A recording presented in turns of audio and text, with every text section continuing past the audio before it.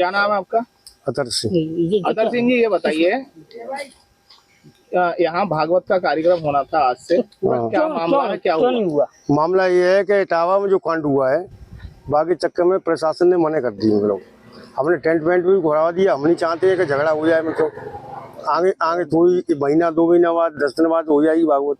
अच्छा, ये कार्यक्रम कब से होना था? आज से। तो क्यों मना कर दिया प्रशासन ने, क्या कारण रहा? पता नहीं क्यों किया, मतलब देखो इटावा का मैटर हो गया है, ठीक नहीं है भागवत तो कराना। यहाँ जो आपने कथा व्यास नियुक्त करे थे या जिनको श्रीफल दिया था, वो कौन थे, कहाँ के थे? कथावाचक थे यहाँ के मोहित, पंडित मोहित नगलादत्त की। कहाँ के थे? नगलादत्त। तो फिर पंडित जी से आपकी बातचीत हुई इस विषय में? कथा करने के लिए वो तैयार है?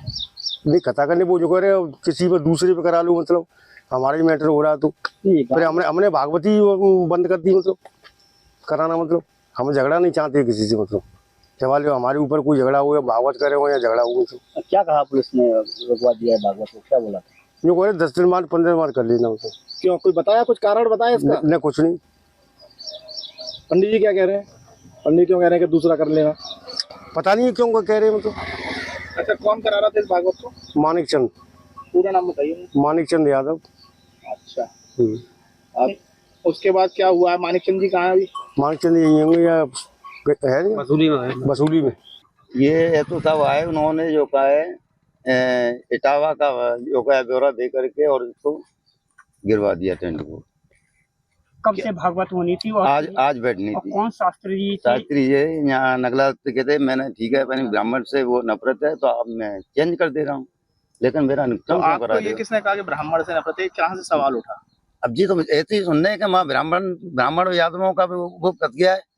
तो आपको लगता है किसी ने शिकायत की है इस आयोजन की? अब शिकायत अब हमें क्या मालूम किसने करी है, ये चीजें तो हमें बताई नहीं है उनने। तब क्या लगता है, जैसे जिस तरह से जातिगत को लेकर के एक विवाद छड़ा हुआ है, तो ये आपकी भागवत भी रुकवा दी है, तो क्या लग रहा है आपको? वो जातिगत के जो का अनुसार ही रोकी गई है।